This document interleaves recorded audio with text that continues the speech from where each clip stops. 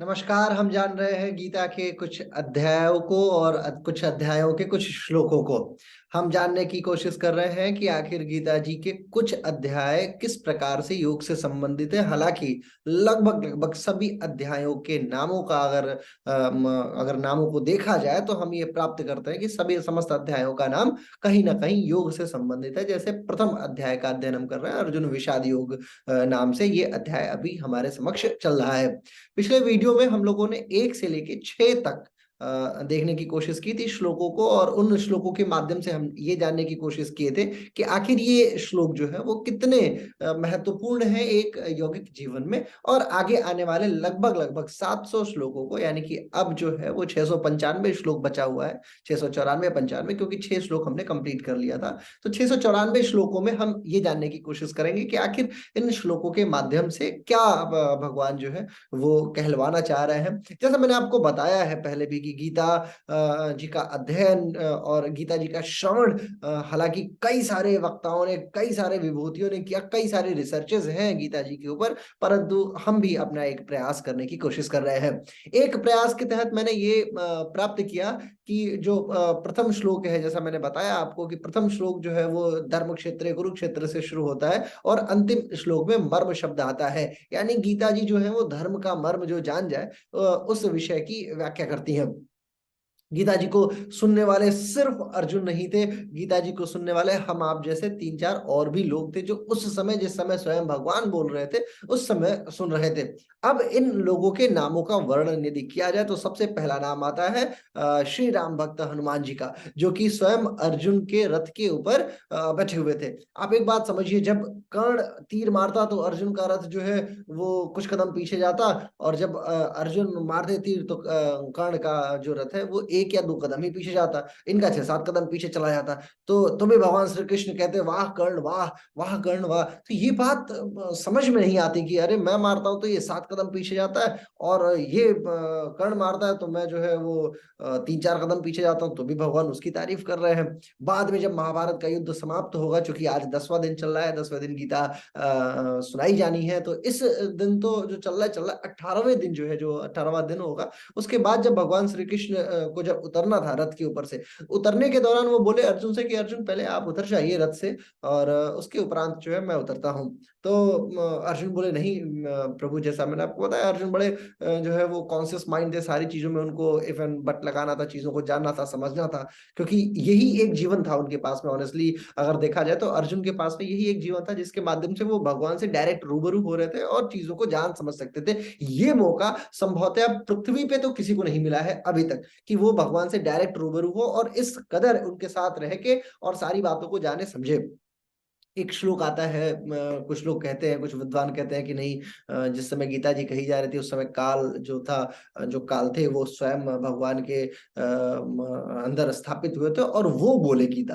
कुछ लोग का ये मानना है। 11वें अध्याय में एक श्लोक आता है, उस श्लोक के माध्यम से उसको कोट करते हुए लोग ये रेफरेंस देते हैं कि देखिए, जिसमें भगवान कहते हैं कि मैं आया हुआ हूँ, मतलब वो काल कहते हैं कि मैं आया हुआ हूँ, आज तो मुझे देख ले। तो उस कोट से ये लोग ये मंतव्य बनाते हैं कि नहीं, ऐसा है कि भगवान उस समय, भगवान श्री कृष्ण नहीं बोल रहे थे उस समय, कोई जो देवों की 3 श्रेणियां बांटी जाती है, उन 3 श्रेणी के जो परब्रह्म के अलावा एक ब्रह्म होते हैं, जो जिनको कालजयी भी बोला जाता है, वो आके बता रहे हैं। बहरहाल जब अर्जुन मानते हैं कि ठीक है चलिए मैं पहले उतर जाता हूँ, और जब वो रथ से उतरते हैं, रथ से उतरने के दौरान भगवान जब उतरते हैं तो रथ जो है वो ब्लास्ट कर जाता है। इसका कारण भी वो पूछते हैं, ये भी पूछते हैं कि प्रभु ये आखिर ऐसा क्यों था, वो अर्जुन मार रहा था कर्ण तो मैं जो है 3 कदम पीछे जाया करता था, और मैं मारता था तो 7 कदम पीछे जाता था, बावजूद इसके आप ये बोलते थे कि नहीं वाह कर्ण वाह।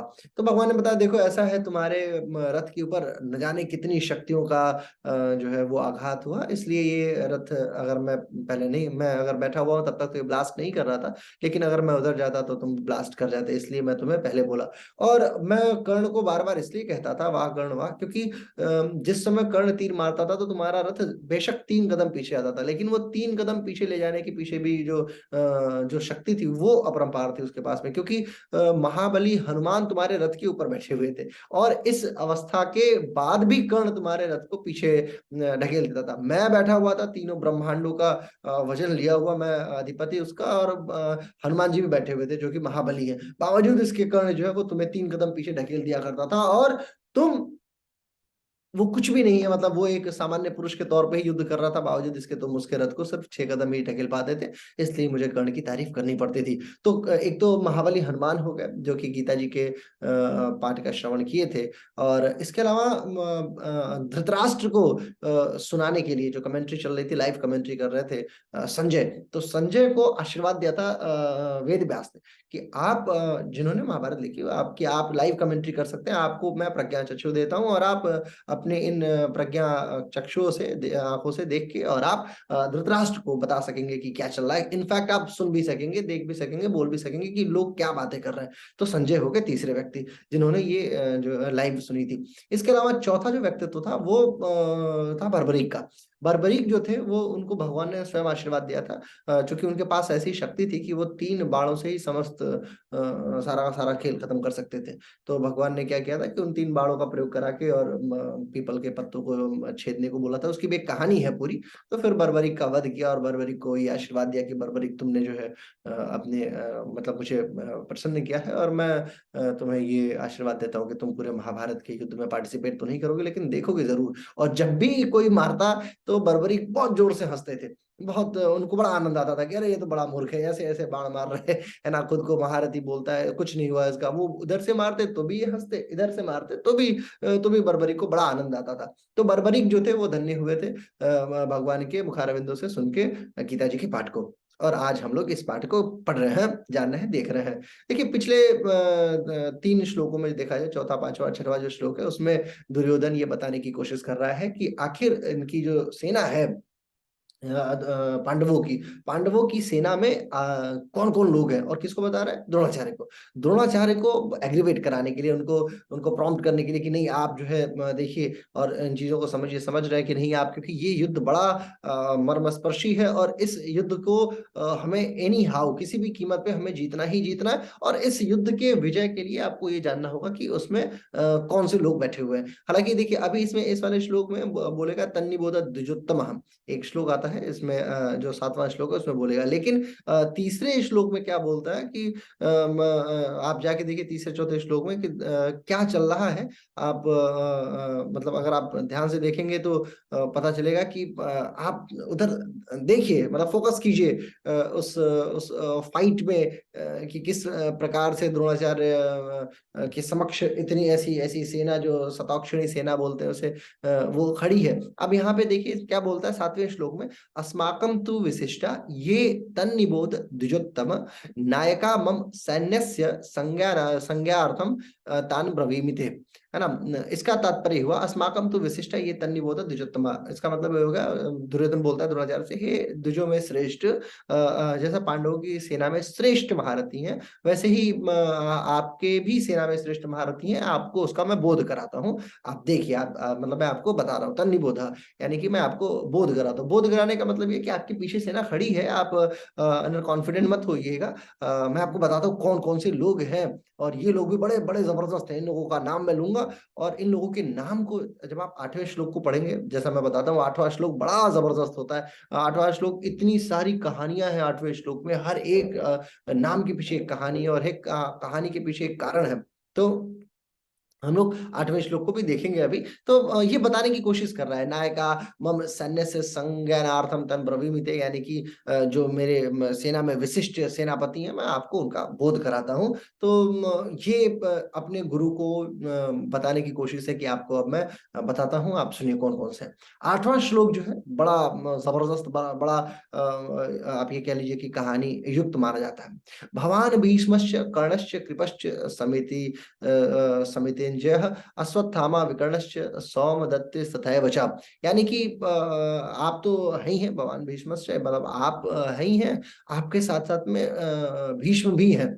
अब भीष्म के संबंध में बहुत सारी कथाएं हैं, द्रोणाचार्य के भी संबंध में बहुत सारी कथाएं। भीष्म जो थे वो कुरुवंशी शांतनु के पुत्र थे, शांतनु के 2 और पुत्र थे, यानी कि टोटल भीष्म जो है वो 3 भाई थे। तो उनमें से जो एक भाई थे उनके ही 2 पुत्रों के तौर पे देखा जाए तो अलग अलग पत्नियों से, एक एक अंबिका और अंबालिका 2 पत्नियां थी, विचित्र वीर्य, है ना। विचित्र वीर्य उनके एक भाई थे, विचित्र वीर्य की 2 पत्नियां अंबिका और अंबालिका। तो अंबालिका से हुए थे पांडु, और अंबिका से हुए थे धृतराष्ट्र, जो कि प्रज्ञा चक्षु थे, यानी कि अंधे थे।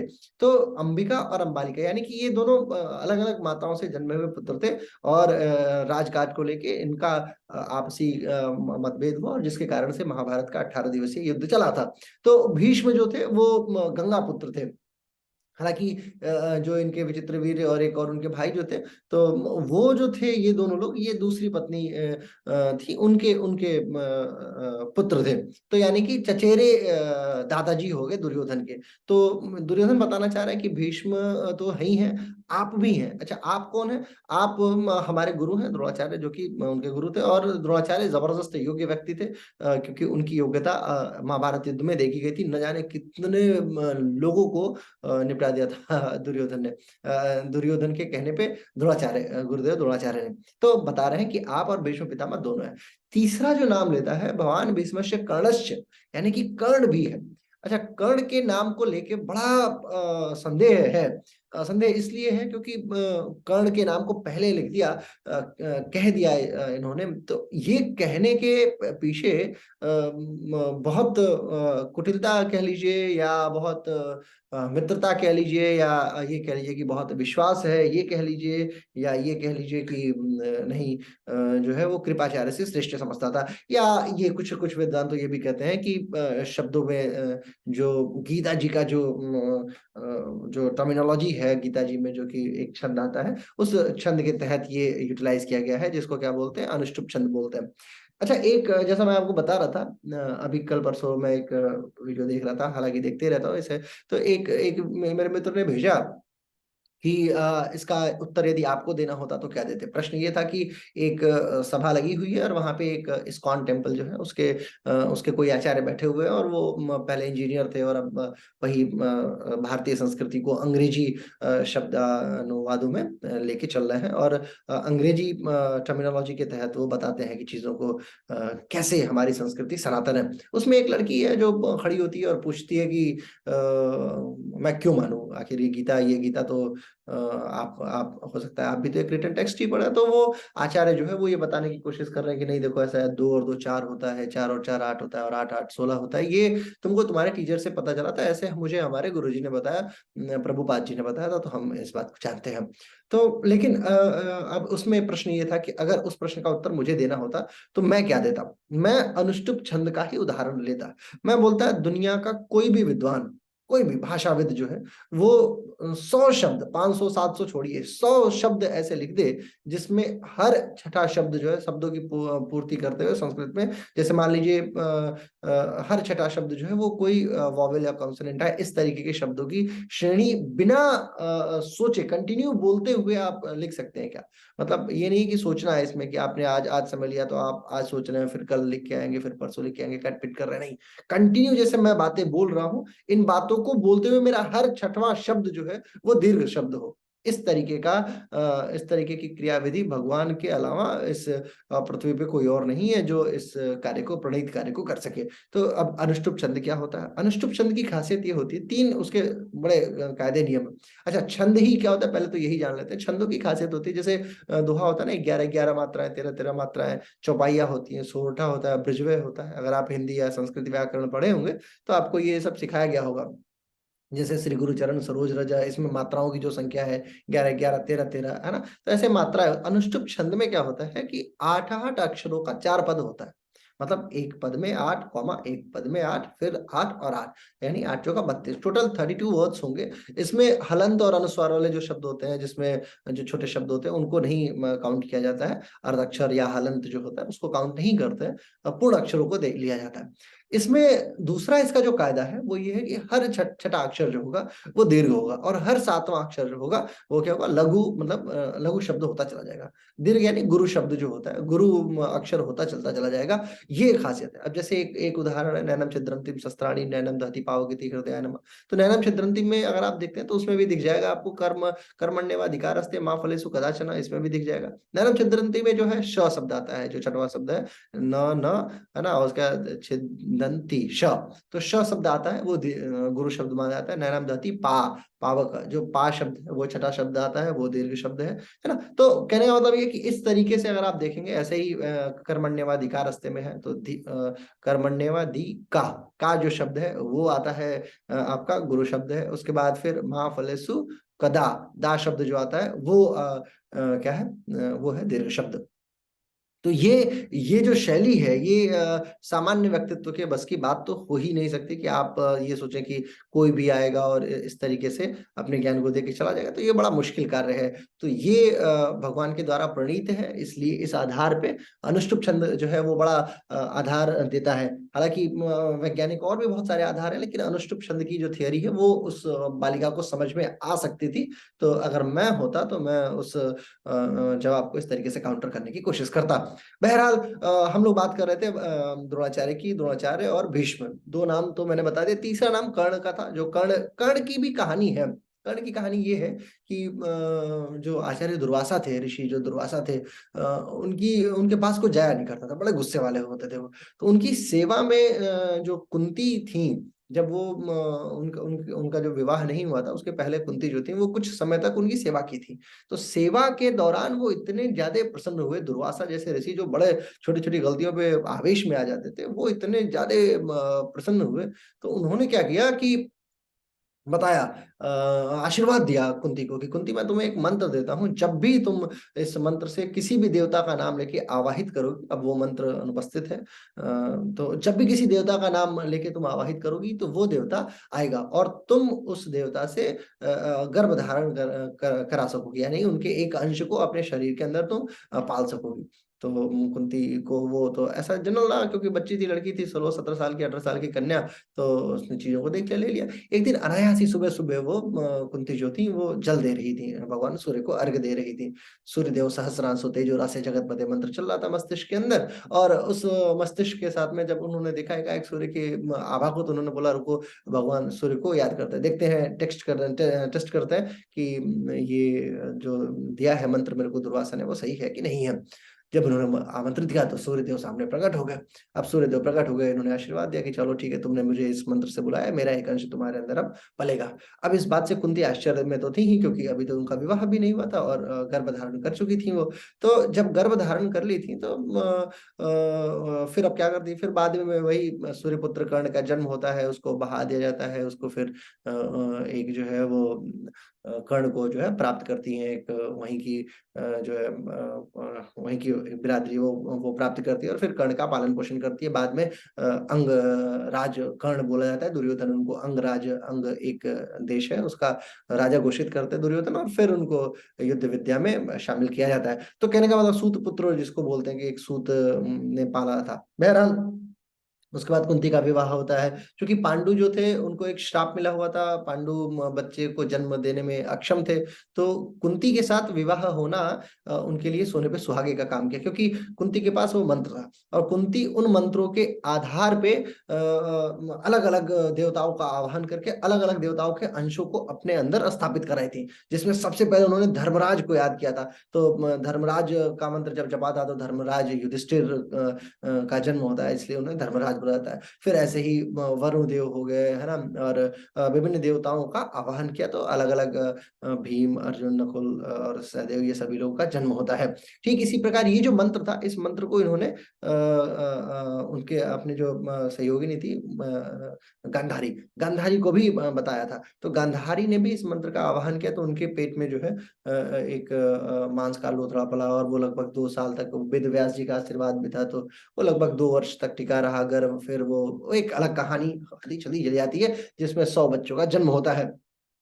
तो कर्ण जो थे वो दुर्योधन के बड़े बड़े मतलब कृपा पात्र के तौर पे जाने जाते थे, और किसी भी मतलब कृपाचार्य जो अगला नाम लेंगे उसके पहले कर्ण का नाम लिया जाना, और द्रोणाचार्य भीष्म के तुरंत बाद नाम लिया जाना, ये कर्ण की महत्ता का प्रदर्शन है। और इससे ज्यादा उचित स्थान मित्रवत व्यवहार में कभी नहीं देखा गया है कि जो कोई किसी को दे, क्योंकि जो ब्लाइंड फेथ है, और ये फेथ हमेशा बरकरार रखा कर्ण ने भी। बात मित्रता की थी, नहीं तो वो चाहते तो अपने भाइयों के साथ हो सकते थे, और उनको ये बात बाखूबी पता भी चल चुकी थी बाद में कि हाँ वो मेरे भाई हैं। लेकिन बावजूद इसके उनको ये भी पता था कि भगवान श्री कृष्ण है, उनको बहुत सारी बातें पता थी, लेकिन कभी भी वो ऐसा नहीं हुआ कि वो अपने मित्र को धोखा दिए हों। इनफैक्ट जब देवराज इंद्र आए थे कर्ण और कुंडल मांग करने के लिए, तो उन्होंने भी हंसते हंसते मुस्कुराते हुए दे दिया था, क्योंकि जब तक कर्ण और कुंडल रहता तब तक उनकी मृत्यु संभावित थी ही नहीं। और बाद में उनको ऐसा भी माना जाता है कि छल से मारा गया था, और निहत्थे थे, और तमाम चीजें हैं। तो वो भी एक कहानी है जिसको आगे के अध्यायों में हम लोग देखेंगे। फिर आती है बात कृपाचार्य की, जो ऐसे बोलते हैं भगवान भीष्मस्य कर्णस्य कृपस्य, यानी कृपस्य माने कृपाचार्य। कृपाचार्य की भी अपनी एक कहानी है। कृपाचार्य ये वही शख्सियत है जिनकी बहन थी कृपी। कृपा और कृपी, कृपा और कृपी जो थे वो राजा जो शांतनु थे, उन्होंने पालन पोषण किया था कृपाचार्य और कृपी का। इनकी भी अपनी एक कहानी है कि जो उनके पिता थे गौतम ऋषि के जो पुत्र थे, तो गौतम ऋषि के पुत्र जो थे वो उनको वेद वगैरह में मन नहीं लगता था, और वेद में जब मन नहीं लगता था तो वो क्या करते थे, धनुर्विद्या सीखा करते थे। धनुर्विद्या विद्या सीख सीख के तो एक दिन क्या हुआ, इंद्र को बड़ा डर लगने लगा कि ये तो बड़ा जबरदस्त धनुर्धर हो चुका है। तो इंद्र ने एक एक देवकन्या भेज दी। अब जब देवकन्या भेज दी तो देवकन्या को की जो शरीर की खुशबू थी उससे उनका वीर्य स्खलित हुआ, और उस स्खलन से वो बाद में जो है वो दो एक एक एक कोपल में जाके वो टिका, और उससे फिर दो बच्चों का जन्म हुआ, कृपाचार्य और कृपिका, जिसको जिसके ऊपर कृपा की शांतनु ने, यानी कुरुवंशीय शांतनु ने, भीष्म के पिताजी जो थे, तो उन्होंने कृपा की, इसलिए उनका नाम कृपाचार्य। और कृपाचार्य के विषय विषय में एक बात ये समझ लीजिए कि कृपाचार्य उन 7 महारथियों में से एक है जो कि चिरंजीवी है। 7 महारथियों में कुछ महारथियों के नाम जैसे हनुमान जी एक है, चिरंजीवी है। कृपाचार्य उनमें से दूसरे हैं, और तीसरे अश्वत्थामा भी हैं, जो अभी श्लोक में आगे कंटिन्यू करेंगे, है ना। तो 7 जो इसमें बोलते हैं समेति अश्वत्थामा विकर्णश्च सौमदत्त स्थितैव तथैव च।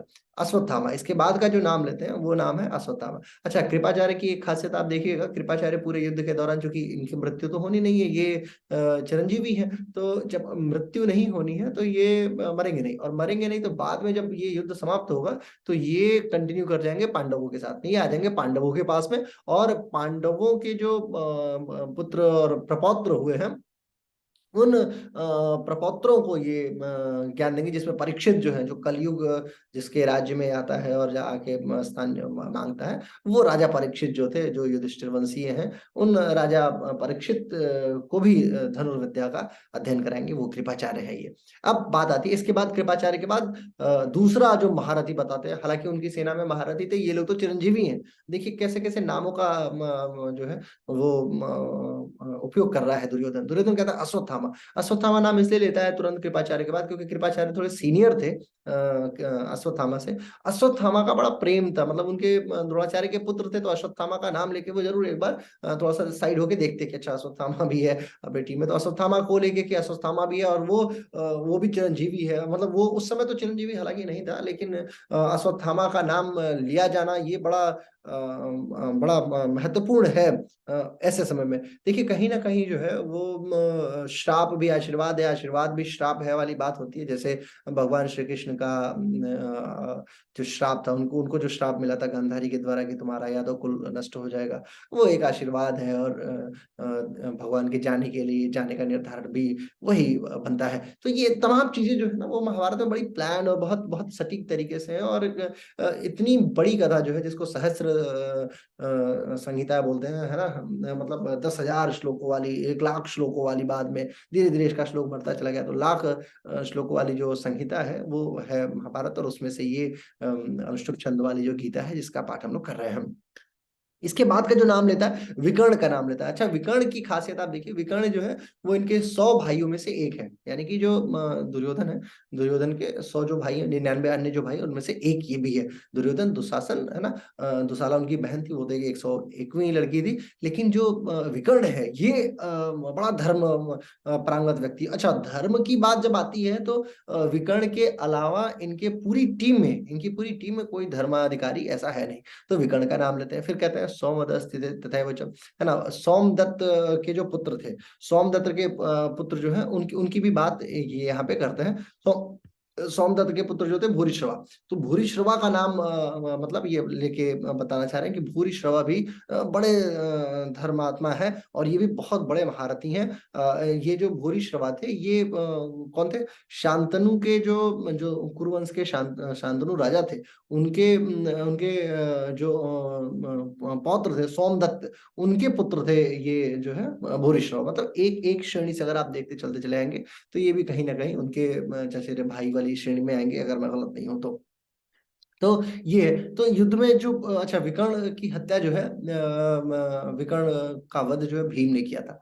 जब भीम ने विकर्ण को मारा तो महाभारत लिखता है कि बहुत मतलब करुणा संवेदना आई थी, क्योंकि भीम को सबसे ज्यादा कष्ट हुआ था इनके मृत्यु के दौरान ही, विकर्ण के दौरान ही, क्योंकि एक पहली बार किसी धर्मावलंबी को वो मार रहे थे, जबकि वो धर्मावलंबी हर जगह पे दुर्योधन को बताने की कोशिश करता रहता कि दुर्योधन नहीं, ये गलत है, ये गलत है, ये गलत है, दे दो 5 गांव दे दो दुर्योधन, स्त्री स्त्री का चीज हरण मत करो। और तमाम हर जगह पे विकर्ण ने धर्म की बात की थी, लेकिन कभी भी दुर्योधन उनकी बातों को नहीं सुना, नहीं समझा।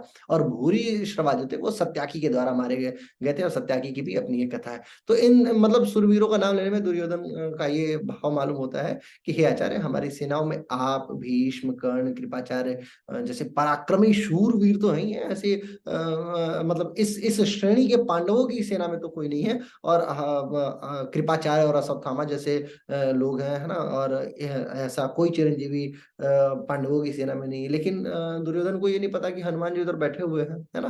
तो ये तो एक हो गया ना कि गॉड गॉड फ्रेंडशिप वाली बात हो गई। तो वो करने के लिए हनुमान जी की उपस्थिति है यहाँ पे। हालांकि इसके पीछे भी कहानी है, हनुमान जी क्यों आके बैठे थे, है ना। तो कहानियों का दौर है ये पहले अध्याय का 8वां श्लोक, और इसमें इतनी कहानियां हैं, जितने नाम है उतनी कहानियां हैं, और उतनी कहानियों के पीछे कहानियां आप समझ सकते हैं कि क्या है। तो ये 8वां श्लोक होता है। इसके बाद 9वें श्लोक की तरफ जब बढ़ता है दुर्योधन, तो दुर्योधन कहता है कि अन्य च बहवः शूरा मदर्थे त्यक्त जीविता, है ना, नाना शस्त्र प्रहरणा सर्वे युद्ध विशारदा। मतलब ये है कि मैंने अभी तक आपके अपनी सेना के जितने भी लोगों के नाम लिए हैं, शूरवीरों के नाम लिए हैं, इसके अतिरिक्त भी हमारी सेना में बहुत सारे जैसे भाविक हो गए, शल्य हो गए, भगदत्त हो गए, जयद्रथ हो गए, और भी कई सारे जो है वो महारथी हैं, जो जो जो मेरे मेरे मतलब मेरे भलाई के लिए, मेरे मेरे गुड विशेष के लिए, मेरे वेलबींग के लिए युद्ध करने के लिए उपस्थित है, और वे अपने प्राण का त्याग करने में क्षण भर भी संकोच नहीं करेंगे। और मैं आपके सामने जो है वो इन बातों का वर्णन कर रहा हूँ कि आप देखिए, है ना, आपके सामने उनकी मैं कृतज्ञता प्रकट करूं क्या, है ना, इस तरीके के भाव को बता रहा है। हालांकि कृतज्ञता प्रकट करने जैसा प्रश्न तो नहीं पूछता, लेकिन ये जरूर बताना चाहता है कि प्रभु मतलब गुरुदेव आचार्य वो ये सारे भी हैं। तो आप बिल्कुल जो है आपको ये बोध होना चाहिए। मैं आपको बता, जैसा मैंने बताया ना, 7वें श्लोक में तन्निबोध की बात करता है, यानी कि आपको बोध होना चाहिए इस विषय में। ठीक है। दुर्योधन की जब बातों को सुनते हैं, जैसे ये बोलते हैं नाना शस्त्र प्रहारणा सर्व युद्ध विशारदा, ये सभी लोग हाथों में शस्त्रों को रखकर, नाना शस्त्र, नाना यानी विभिन्न प्रकार के शस्त्रों को, प्रहारणा यानी प्रहार करने वाले, और सभी के सभी युद्ध में विशारद है। विशारद का मतलब आप जानते हैं कि विशारद का मतलब कि a person who is a perfect in the particular knowledge. तो जब ये इस विशारदता की बात करते हैं तो बोलते हैं कि ये सब अपने अपने युद्ध कलाओं में निपुण है। लेकिन गजब की बात यह है कि द्रोणाचार्य कुछ नहीं बोलते। दुर्योधन की बातों को सुनकर द्रोणाचार्य कुछ भी नहीं बोले। और अब इन बातों को देख के क्या आता है, तो अब संजय क्या कहते हैं, अगले श्लोक में संजय बोलते हैं, 10वें श्लोक में बताते हैं, अपर्याप्तम तदस्माकं बलम भीष्म विरक्षितम पर्याप्तम त्विदमे तेषां बलम भीम विरक्षितम। यानी कि भीष्म विरक्षितम और भीम विरक्षितम। आप देखिए, भीष्म की तुलना भीम से की जा रही है। कहाँ भीष्म जो थे वो दादाजी और बाल ब्रह्मचारी और इतने सारे ताकतों के ज्ञाता, और इधर भीम रक्षितम, भीम से बड़ा डरता था दुर्योधन। भीम के पीछे कहानी भी है, उनके अंदर 100 हाथियों का बल मिला था। तक्षक जो नाग थे उनकी कहानी आती है, इसमें भी एक कहानी है। वो ये कहानी है कि दुर्योधन क्या किया, बचपन में भी बार बार भीम से हार जाया करता था। ब्रिकोदर बोलते थे उस समय इनको। तो ब्रिकोदर यानी जिनको भूख बहुत लगती है, जिनका वृक यानी कि जिनका पेट बड़ा बहुत बड़ा हो। तो ऐसे वृकोदर जो थे वो क्या करते थे, इनको बार बार हराते थे दुर्योधन को। अब दुर्योधन जो है वो इनसे डरता था, तो एक बार क्या हुआ कि जहर दे दिया। अब जहर दे के पानी में ढकेल दिया, पानी में नदी में बहते हुए ये सर्पलोक की तरफ चल निकले। भीम जो थे वो बहते हुए, वहां सांपों ने इनको बहुत काटा। अब जब सांपों ने काटा तो आपको ये बात पता ही है कि जो जहर होता है वो दूसरे जहर के द्वारा समाप्त हो जाता है। भीम उठ खड़े हुए, अब जैसे उठे तो फिर वहां पे उन्होंने सांपों को पकड़ के फाड़ना शुरू किया। जो भी आता उसको काटते पाटते मारते चलते चले आते। तो इन बातों को देखे फिर तक्षक जो थे उन्होंने अपने एक सेनापति को भेजा। वो सेनापति भीम को पहचान गया कि अरे ये तो अपने ही है।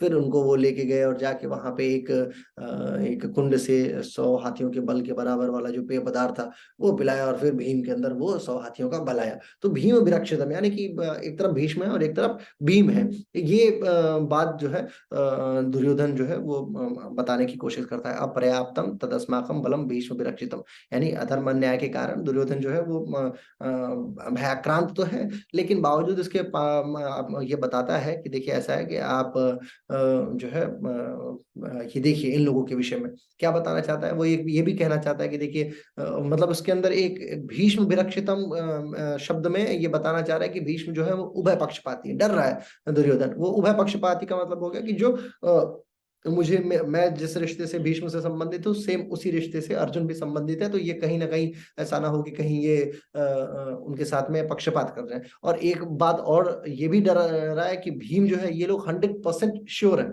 आप देखिए अभी आप आगे देखिएगा, जब आगे के श्लोकों में हम लोग पहुंचेंगे तो उसमें इसी 20वें श्लोक में, इसी अध्याय के पहले अध्याय के 20वें श्लोक में ये बात कही जाती है कि ऐसा है, अर्जुन कहता है कि हे प्रभु लेके चलो, है ना, अब हमें युद्ध करना है इन लोगों से, मेरे रथ को बीचों बीच लाके खड़ा कर दो। ठीक, और ऐसे ही मतलब इस तरीके की बात हो, यानी कि जहां पे भय है ही नहीं है, बिल्कुल नहीं, कि मेरे को क्लियर है, कॉन्सेप्ट क्लियर है कि मेरे को युद्ध करना है तो करना है। और उधर ये दुर्योधन जो है वो डर रहा है कि ये भीष्म कहीं वह पक्षपाती है और मेरा साथ कौन देगा, ये लोग तो जो है इनका तो क्लियर है, ये तो लड़ने के लिए आए हुए हैं। तो इस तरीके से जो है देखा जाता है अर्जुन जो है वो कौरवों के खिलाफ युद्ध करने के लिए सीधे धनुष उठाते हैं। पहले अध्याय का 20वां श्लोक कहता है। फिर 21वें में बोलते हैं कि लेके चलो, 21वें श्लोक में बोलते हैं कृष्ण को कि हे कृष्ण, हे माधव, हे कौन थे आप, हे माधव आप लेके चलिए और युद्ध करने के लिए चला जाए। तो ये मतलब पर्याप्त बल जो है वो नहीं है पांडवों की सेना में, लेकिन यूनिटी है ना, यूनिफिकेशन है, सिस्टम बड़ा क्लियर है, और ये जो भी लेके चल रहा है उसका उसका कॉन्सेप्ट बड़ा क्लियर है। लेकिन इधर ये थोड़ा सा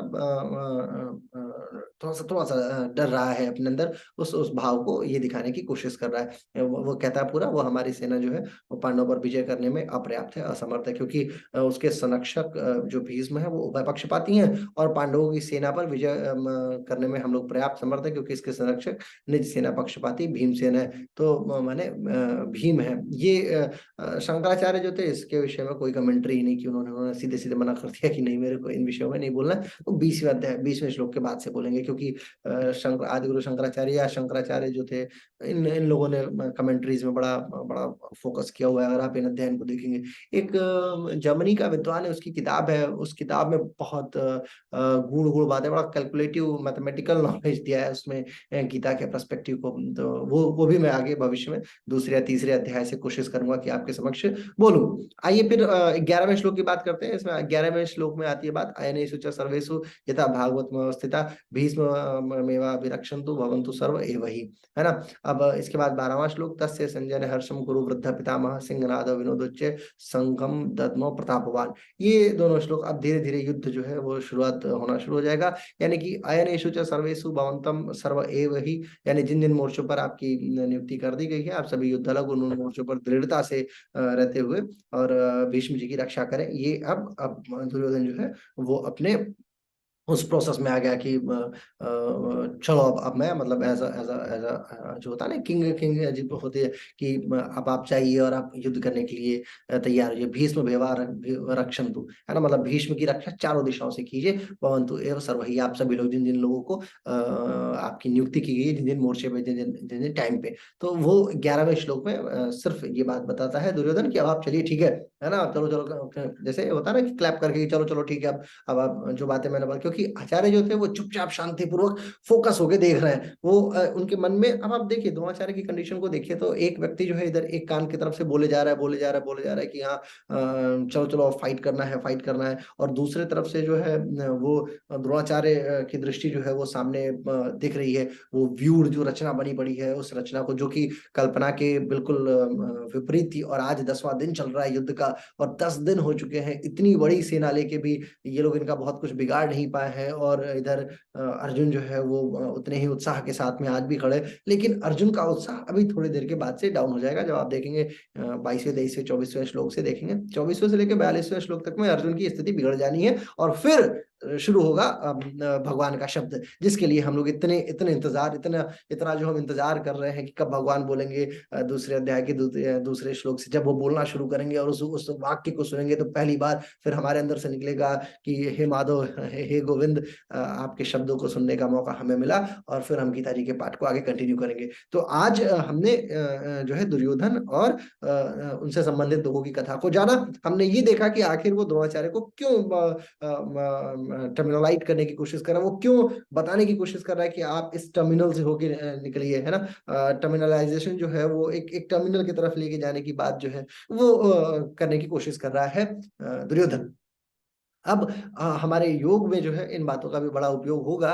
एक बार जब प्रथम अध्याय को हम लोग समाप्त किया जाए सारे के सारे श्लोकों को, तो फिर देखा जाएगा। तो आज 5 श्लोक को हमने कंप्लीट कर लिया, 4-5 श्लोक, और आगे आने वाले दिनों में भी हम धीरे धीरे अपने श्लोकों की संख्या को बढ़ाते चले जाएंगे। थोड़ा सा वीडियो इस समय लंबा बन रहा है, मुझे अपेक्षा है, क्यों, क्योंकि बहुत सारी कहानियां हैं, इन्हीं गीता जी के माध्यम से मुझे आपको पूरी की पूरी महाभारत सुनानी है ना। तो कोशिश ये रहेगी कि आप इन महाभारत के पाठ का भी अध्ययन करने लगे हाथ में, और ये जानने की कोशिश करें कि एक कंसाइज फॉर्मेट में अगर आप महाभारत को देखें। देखिए, ऐसा सीरियल्स जो दिखाते हैं, आप उसको उसको मत मारिए, क्योंकि सीरियल्स के डायलॉग्स जो है वो हमारे मन पे बसे हुए हैं, सीरियल्स की बातें बसी हुई हैं, और बहुत सारी चीजों को मॉडिफाइड भी कर लेते हैं, बहुत सारी चीजों, क्योंकि उनका जो राइटर होता है वो भी कहीं ना कहीं से अध्ययन कर रहा है, और वो किस माहौल में अध्ययन कर रहा है ये आप जानते हैं। बम्बई के माहौल में घर के अंदर बंद होकर चुपचाप से दिन दिन में सोता है, रात को पढ़ता है ना, पार्टी कर रहा है, तो उसका उसका उसका वो आध्यात्मिक परिवेशन नहीं हो सकता है। और हम लोग के जीवन का क्या है, हम लोग यौगिक जीवन जी रहे हैं, प्रातःकाल योग की कक्षा ले रहे हैं,